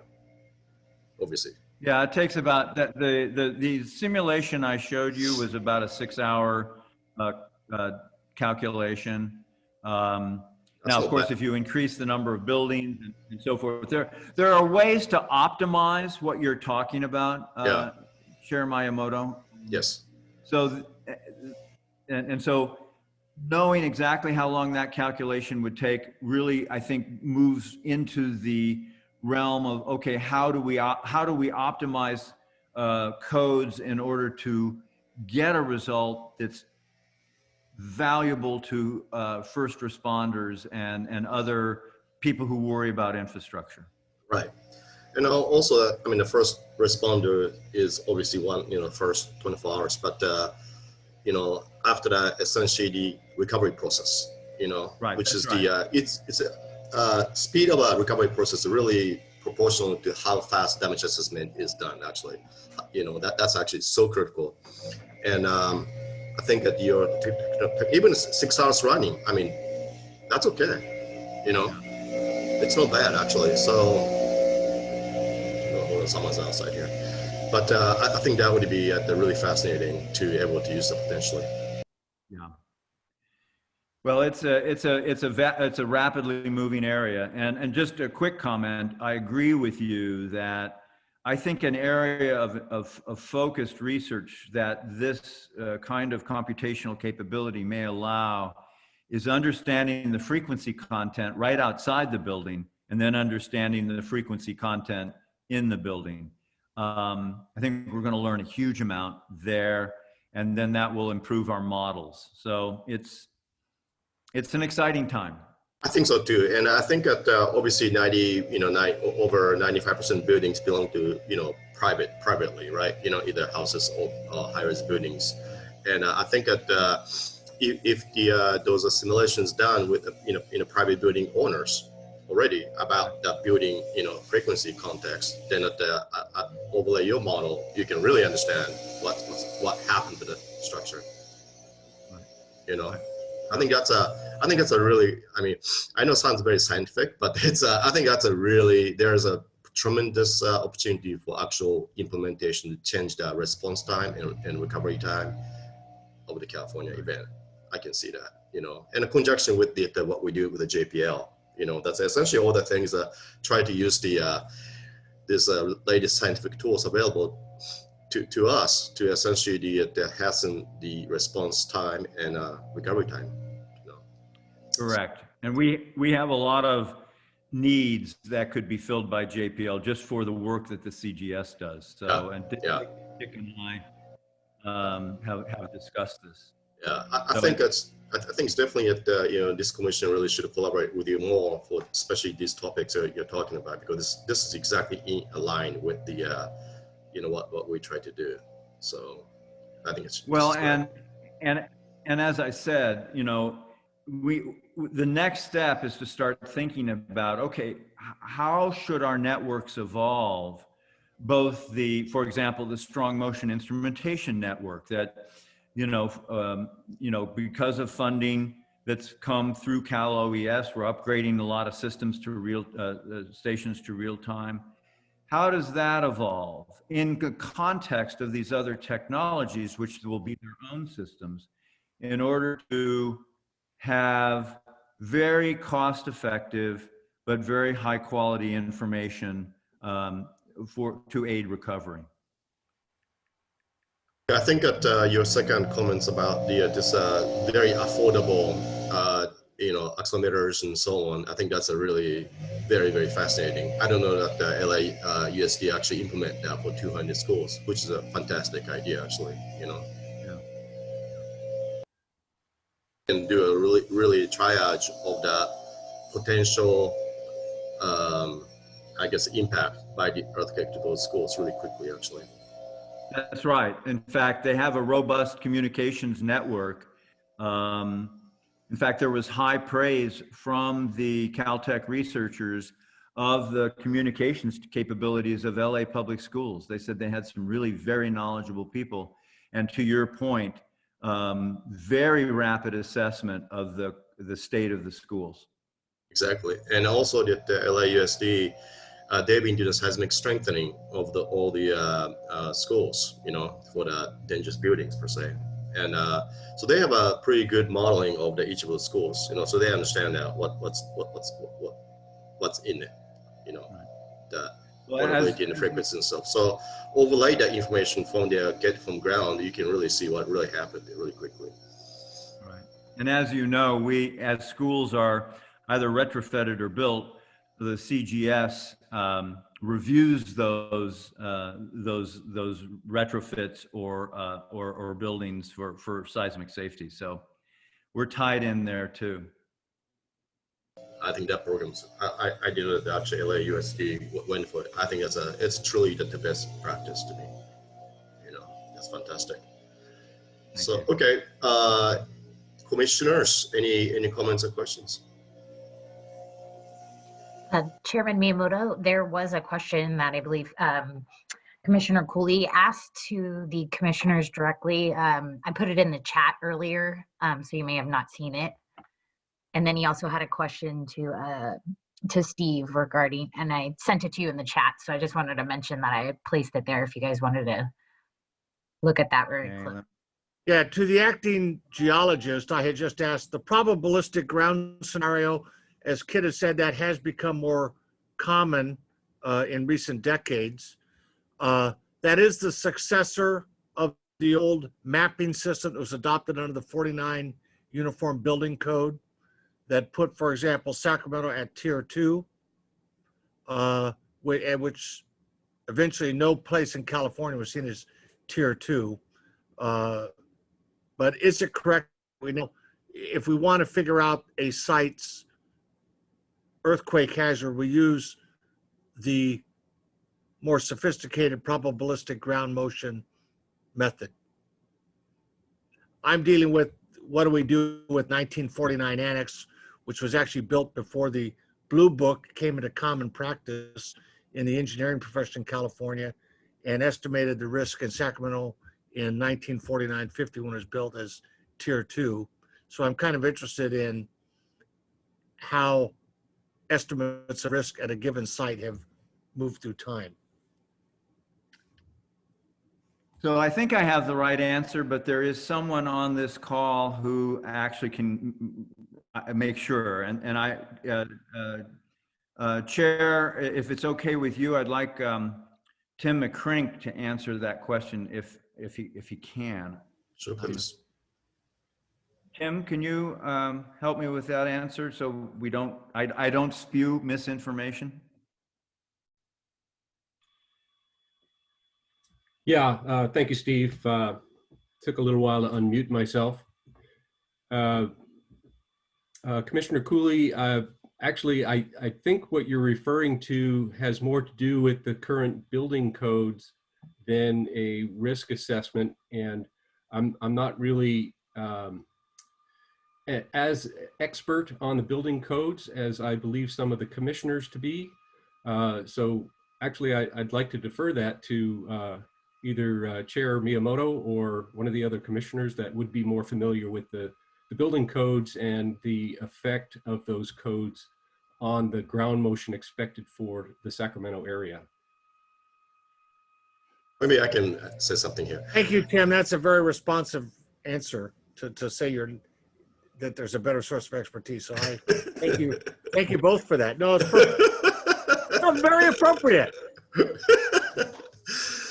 Let me kind of think let me say what I think. So when the Uniform Building Code was there in California, which is the, what is it, early 2000, it's changed that to IBC, right? And at the time that Sacramento was classified to be so-called Zone 3. It's essentially 0.3 G peak ground acceleration. That's how I can define it like that. Now, if you see the current setups around 0.1, less than 0.2 G, put this way, for most of the area in Sacramento. So it's actually, in a sense, seismic hazard is downgraded per se, right? But these are, latest USGS research in the map and all that stuff going on. But what Dr. Boland's group's doing is completely different stuff. They're actually modeling this whole structure components of billions of these nodes. No one ever done like that before. Because what does that say?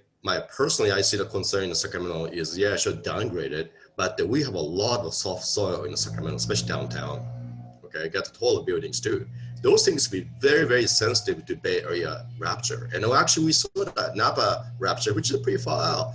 And it was not a huge event, per se, but there was some certain damage in some of the high-rise buildings in Sacramento. So what Mr. Boland, Dr. Boland's group's doing is it will capture that type of effect, which never actually being flashed out. That's why there's always surprises in earthquake event per se, because the people believing that whatever we're doing is the so-called latest is the best. Well, maybe it is, but there's actually a much more refined method. That's that Dr. Boland's group is doing it. So it's definitely it's a fascinating development to me. And Very good. I mean, yeah. this is sort of a rabbit trail in this conversation this morning. So this is Yeah. very helpful. I thank you all. But thank you, Dr. Miyamoto. I'm good. Yeah. Thanks, sir. Any other questions, comments? Yes, Mr. Chairman, I have a question. Someone texted in and said, how do we gain, for Steve, how do we gain access to real-time strong motion sensors? Is that open to that data open to the public if they need it?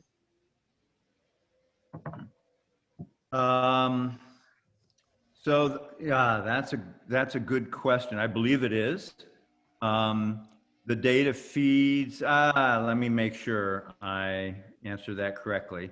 My staff, I'm seeing one of my staff members. Tim, I think the data are available in near real time. I don't know that it's available in real time. Tim or Cindy, do you want to weigh in? Yeah, Tim here. I will weigh in on that one. Steve, this is something that Seismic, along with the USGS and Caltech and UC Berkeley, they all contribute strong motion records to the CESND, the Center for Earthquake Strong Motion Recordings. And if, in the event of an earthquake, if you go onto that site, it will show by colored dots the relative intensity of shaking almost in real time, but certainly shortly after the earthquake. By the time you can get to that site, you will be able to see which areas shook the hardest by the color of the dots. If you click on the dots, you will actually get some early seismic recordings that you can download. You can look at the nature of the strong motion recording site, whether it's a free field or within a building.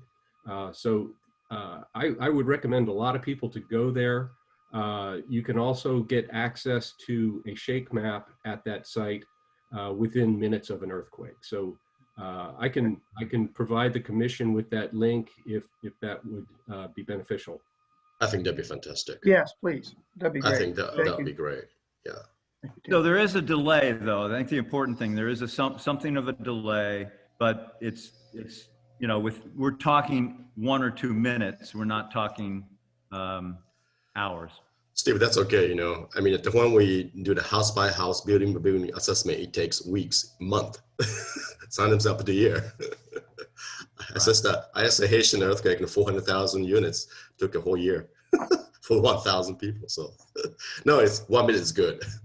Yeah. Okay. Any other questions or comments? Yes, I have a question. This is Jorge Yes, Meneses. Commissioner Meneses. Yes. Thank you. It was mentioned that CGS reviews schools and hospitals in the state of California. We appreciate that very, very much. I think a program that has been implemented for years. It is very well appreciated. It increases another layer of seismic safety to essential buildings such as schools and hospitals. One of the requirements that CGS asks for schools and hospitals in doing liquefaction assessment is to consider what is called the maximum historical depth to the groundwater. This aspect was included also, this requirement was also included by other agencies, state agencies that has already removed from their requirements. The experience from many people, practitioners in California, is that this sometimes, or probably very often, leads to not very maybe realistic assessment of the risk of liquefaction at these particular sites. I personally call ghost liquefaction. Like, for example, when I have a site in which the depth to the groundwater table is maybe greater than 50 feet, so that means the liquefaction is not an issue. However, the maximum historical groundwater is, let's say, 5 feet. So, and because if I consider that depth of the groundwater table, I have to propose ground improvement techniques that will cost hundreds of thousands of dollars for the site.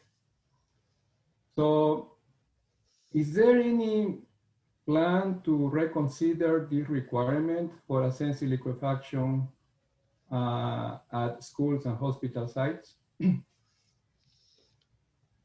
So I don't believe there is a plan to reconsider that. I'm in my 6th month on the job, so I'm doing a lot of learning. But also, I think it's important to realize that the distance to groundwater is one parameter, but it's also the type of soils on which the building is constructed. And it is possible to have either perched water tables, temporary perched water tables, or saturated surface soils that can be unstable under shaking. So there's other parameters that come into play. But I am not aware that there is a discussion or any sort of plan to relax that requirement. Tim? Yeah, let me try to answer that, Commissioner Meneses. As you know, this has been a bone of contention in the consulting community for quite a while. We prepare our liquefaction hazard zones with historic high on the basis of our Seismic Hazard Advisory Committee from back in the 90s and early 2000s. In the California Building Code, the State Architect's Office has adopted that historic high to be used for the construction of school projects. And one of the reasons we were advised to use historic high was because of what was going on in Simi Valley and San Fernando Valley, other inland basins in Southern California, which were traditionally agricultural areas, and the shallow groundwater was being pumped extensively through the early part of the 1900s. And when they converted a lot of the agricultural areas to residential structures in particular, that groundwater was allowed to come back to the surface. So that was the main driver for us using historic high for making our liquefaction zones, to be on the conservative side. And again, those maps are meant to trigger a geotechnical study to assess the situation. But as I mentioned, the building code was changed after our zone maps came out to use historic high for school projects.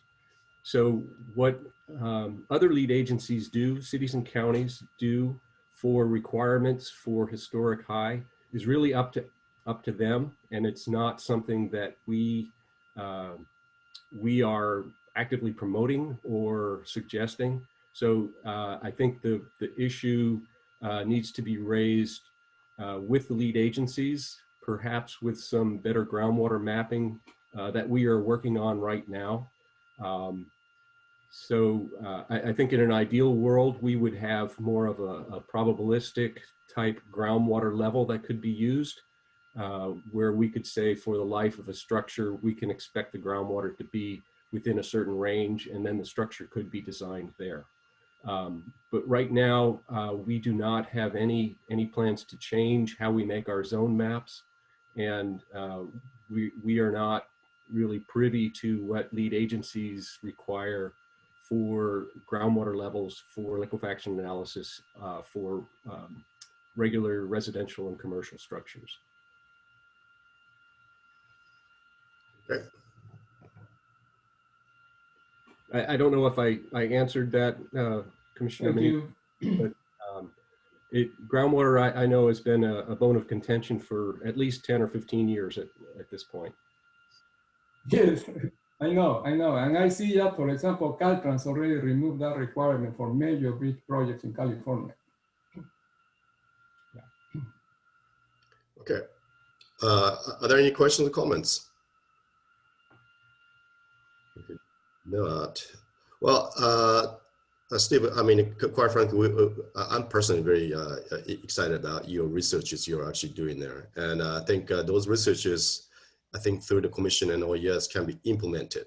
And that would really change the how we respond tremendously, at least speed-wise, you know, or different information coming through. So it's a very, very encouraging. Thank you so much. Thank you for your interest. I appreciate it. Yep. All right. So next subject is Dick. I guess miscellaneous announcement. Correct? Yeah, just a few items, Mr. Chairman. So Tanya's going to, before Tanya comes on to make a few comments, she's going to talk to you about the budget situation, what we're doing, working with Cal OES on our budget.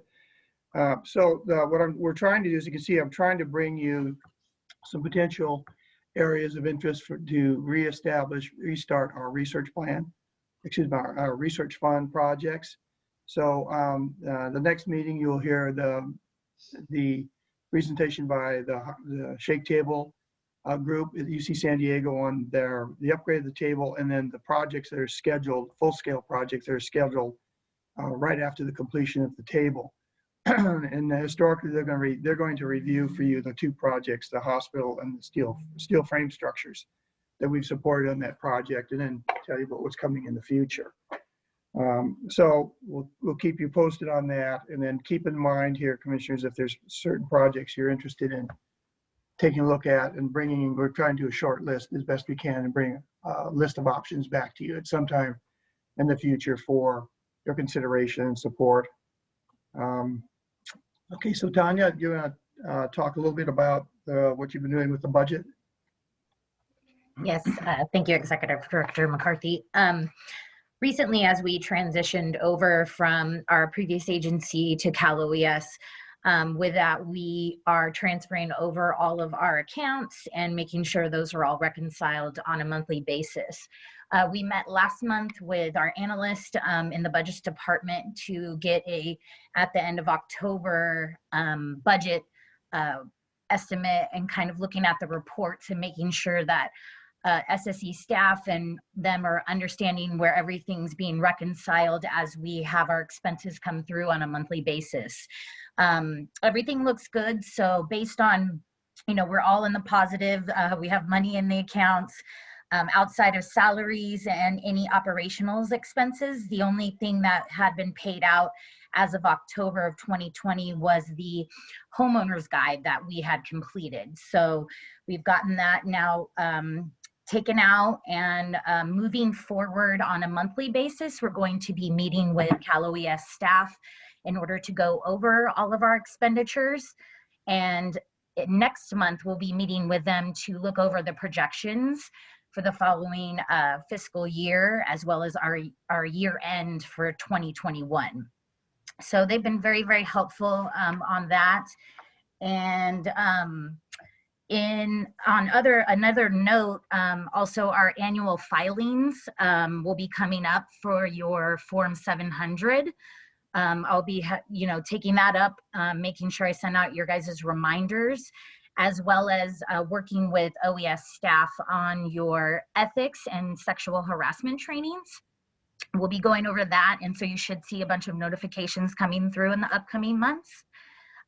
If you have any questions on either the budget or FPPC or anything additional, feel free to ask any questions. But other than that, those are the updates that I have as of right now. Tanya, can I chime in real quick? Sure. Just so commissioners, also, as you guys know, previous years, our previous chief of administration, she would give everybody a spreadsheet basically about our expenditures. So we'll start doing that for you as well. As you guys all are aware, we have the insurance fund, which is the 15-cent assessment. So we are working on the fund condition statement for the year. And then we also have our special deposit fund, which we know as our craft fund, which is where all of our projects get paid out of. And then we have, with the transfer over to OES, we now have an allocation from the general fund. So So now we're kind of working with three different pots of monies, shall I say. So once we get everything transferred and understood between our staff and the OES budget staff, we'll provide at the next commission meeting a spreadsheet of the expenditure, so everybody knows what's in the account and how we're spending our funding. So but if there's anything, as Tanya said, if there's something specific that you're looking for, feel free to reach out to her and we'll kind of figure out where we're at things. But the transition's going really smoothly right now. So that's all I have. Very good. Thank you, Selena. Any questions to staff? I have a Mr. question. Chairman, Mr. Chairman, one other item. So at the last meeting, I believe we were going to have your meetings every other month, and that's where we left it off. Do you still want to do that? Are you happy with the way you're meeting basically 5 or 6 times a year? I thought, we've been doing this for forever, every 2-month thing, and it was pretty good patterns. And, some commissioners would miss some certain meetings because of some different engagement going on. So I personally thought that, what we're doing is good. Any thoughts from everyone? You want to do more or less? Can't be more though. Please don't say more. It's Mia. Not saying more. I think every other month is appropriate. It could also be as needed. We could determine maybe the month prior that do we really need a meeting. It also depends on what there is to present or urgency. So in some cases we might want to leave it up to obviously the chair and the director. I like every other month. For the other reason is that it keeps us in check and keeps the momentum going of what we're doing. I think that's really critical for this commission. The commission that I oversee, we meet quarterly, but that's because it's rulemaking and there's a lot of gaps between the presentations of the rulemaking. So completely different scenario on our end, but this one is very informative every other month. Yeah. Thank you, Commissioner Willie. Do you think so we've been meeting the second week of Thursday, and we've been doing it traditionally. Is this at the right timing? Like a third week's better or anything like that? I personally like a third week better, but I don't want to change that because my thing, If I remember right, Mr. Chairman, one of the objections to that was by the local government reps because they have city council meetings on that Thursday of that week. Yeah. The vice chair mentioned that, I believe, that last time this issue came up, and I think Commissioner Rabbit chimed in on that as well. Yeah, no, I don't want to change that as long as everybody thinks it's okay what it is now. All right then. Tanya, could you send all of us the timesheets? I think that'd be good. People can fill it up. Yeah, I was just going to mention that the honorarium or the per diem, I'm going to try to, moving forward, include that in the packet as well so that you guys have that ahead of time, but I'll go ahead and send that out after the meeting. Right, thank you. And if possible, please, if you can send the PowerPoint presentation provided by Steve Bonin. So I'll have Steve maybe chime in on that, but the difficulty we had was that the file of the actual presentation was fairly large. So that's why because he had some simulations in it. I don't know if possibly we could get something that's not simulated or maybe try to condense the file. I will try to work on that. I can provide you though Chief Collins' presentation with the form for the per diem. I can send that out right away, but we'll have to figure out something else because of all the demoing on it. It made it too large to where he couldn't even send it to me for presentation. So I will try my best. It exceeded the box.com limit. It's over 500 megabytes. So we'll have to figure something out. They've got 1 billion points of calculation going on. We might not reduce a little bit. Well, as long as we're on this subject, with this presentation and all the other presentations as we did in the past, would they be available on the commission website later for, as a reference? Because I remember you used to upload presentations and reports to the website. And what is the status of the website as far as update, any changes, any information on it? Well, we're currently working with OAS staff to upload on our website. Again, I've only been here since last February, but in my past experience, we would upload the agenda as well as the meeting minutes.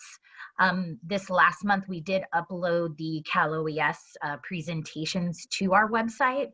So I guess I would best to hand that off to, if that's something you're asking us to do moving forward, to add the presentations, or is that your preference? No, well, I do remember, and I haven't checked the website in the last week or two, but in the past, certain reports were, uploaded to the website and made available to the public.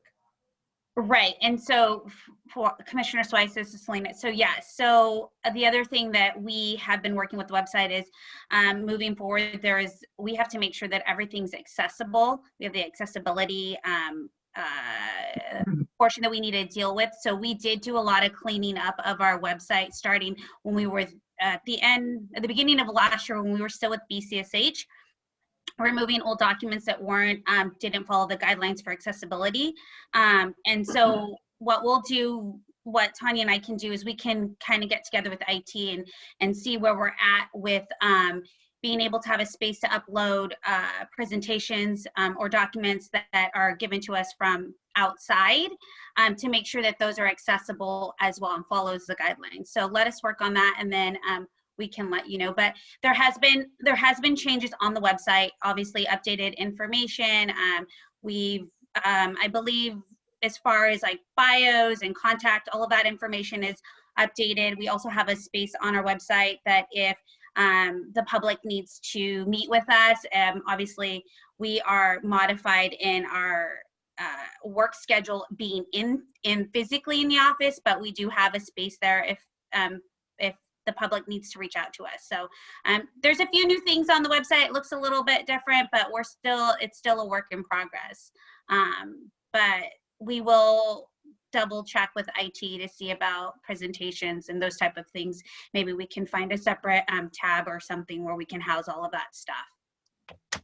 Selena, perhaps when you meet with IT, can you include me in that meeting, and hopefully I can kind of help prioritize this and make sure that that folks are getting on this and getting the support. I mean, certainly the ADA compliance issue has been kind of a challenge in kind of across state agencies, but some of this of what you're describing sounds a little different than that. So maybe I can be of help.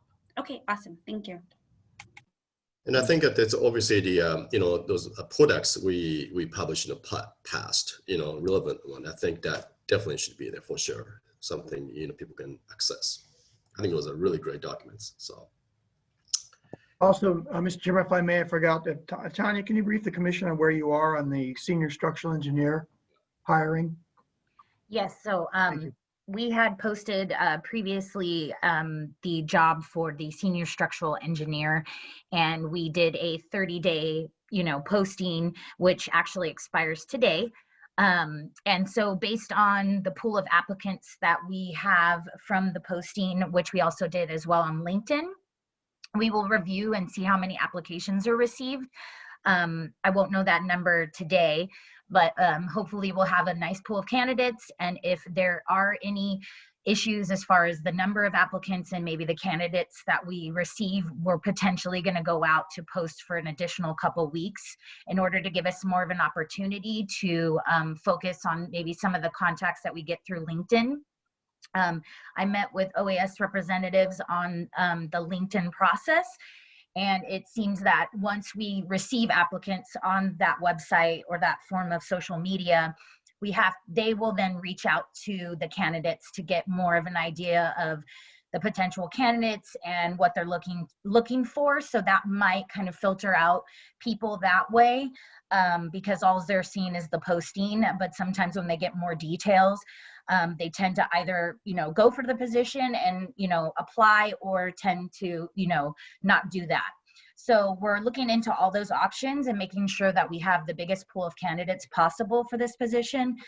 So I'm hoping within the next, month that we'll have something finalized, and we'll be more to, the top candidates that we can then, look to interviewing and potentially hiring. Yeah, I think that, yeah, thank you. Thank you. It's just that hiring is usually difficult, toward the end of a year and beginning of a year, and people start, if people want to move somewhere, just people start looking right now, but we'll see what we're going to take from there. All right. Anything else from No, I'm done, Mr. Chairman. That's enough for me. Very well. So I guess next agenda is the public comments. Any member of Yeah, Chairman, I did not have any public comment received on my end, so unless there's someone that's on the call. Okay. Any comments from anyone, actually? Or was a member of public? Okay. If it's not, if there's no objections, I would like to adjourn the meeting. Is it okay? Sounds good. We're good. Mr. Chair. Motion to adjourn. Okay, very well. Thank you. Good to see Thank you, all of Mr. you. Chairman. Thank you. Thank you. Happy New Good Year. seeing you all. Next time. Thank you. Be safe.